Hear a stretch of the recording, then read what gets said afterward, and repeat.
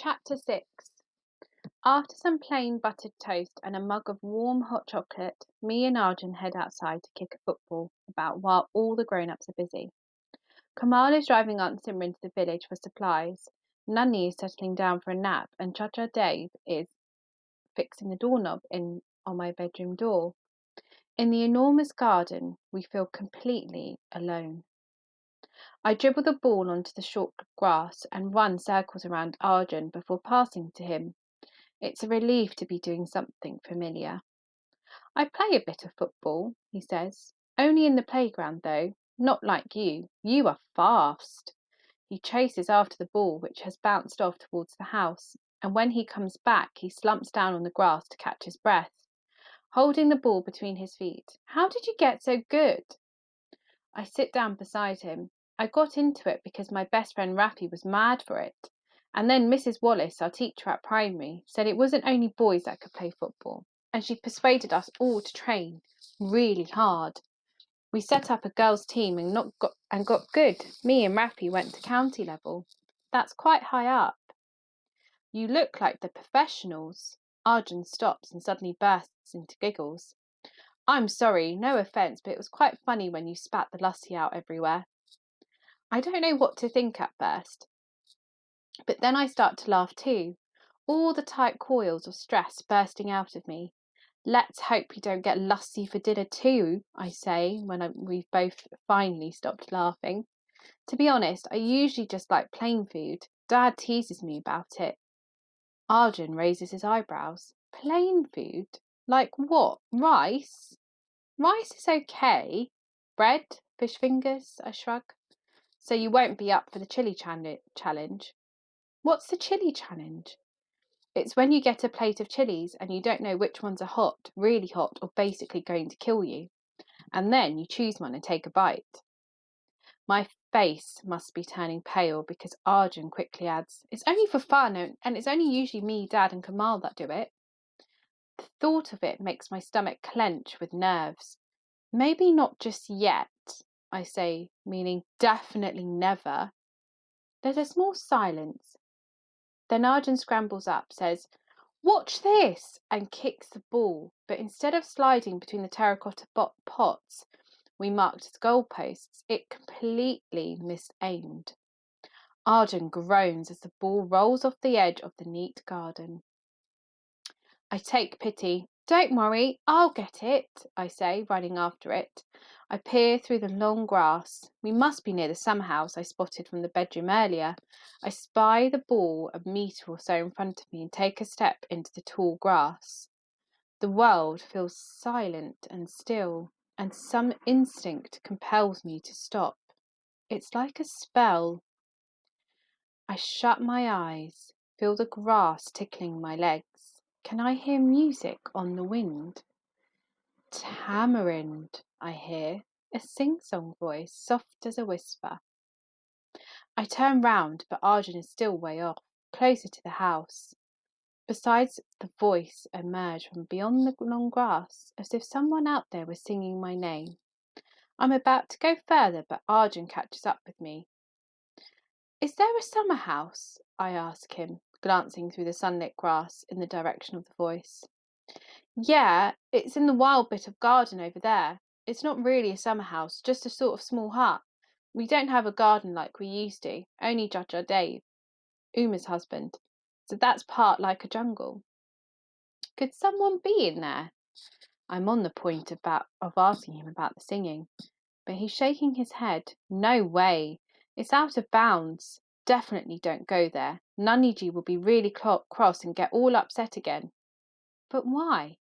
I don't know, but I do know that Naniji is sensitive about some things, and the hut is one of them. I frown. I really thought I heard something. Our Arjun shrugs. Probably an animal. We have all sorts of things living here. Deer, wild cats, snakes, all sorts of birds, and sometimes bigger animals come down from the mountains like bears, tigers and wolves. But don't worry, they tend to come at night if at all, when it's quiet. My eyes widen, and I listen more sharply, because whatever I heard through there, it definitely wasn't an animal. Come on, let's go. Nanny will be anxious if she sees us close to the hut. I want to ignore Arjun and go through the long grass towards a small building. It feels like it's calling me. A tingle shoots up my spine as I see a movement flash through the long grass nearby. A swish of a golden tail.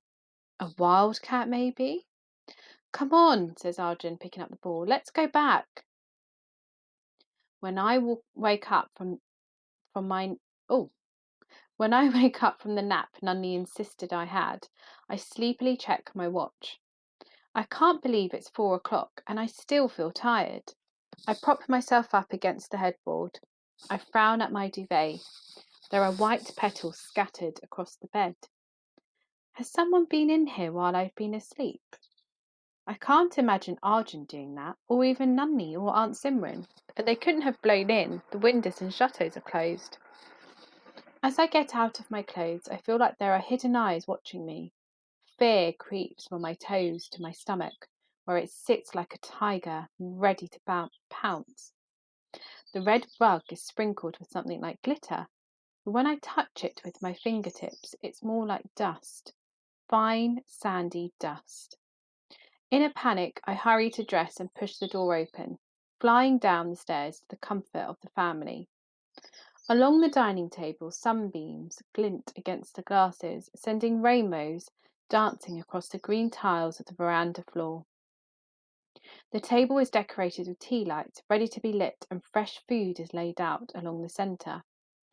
I slide onto the bench beside Arjun, avoiding the mystery chair completely, the one no one is meant to sit at. It's carved from dark wood and looks almost like a throne with sturdy armrests. The turquoise velvet shines with tiny sequins. It looks like a special chair. Maybe this is where Princess Sophia sits. Nunny settles on the other side and takes my hand, stroking it softly, then starts singing to me. I'm not sure what to do, so I let her carry on. All these years, Tamarind, she says when the song is finished. All these years you don't come home, but now you're here. She drapes the shawl over her shoulder, dabbing at her eyes with the corner. She lifts a plate, piling it with yellow rice, almonds, and yogurt. You like lamb kofta?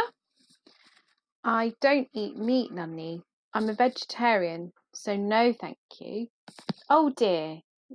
Yes, I remember. She gets up and calls into the kitchen.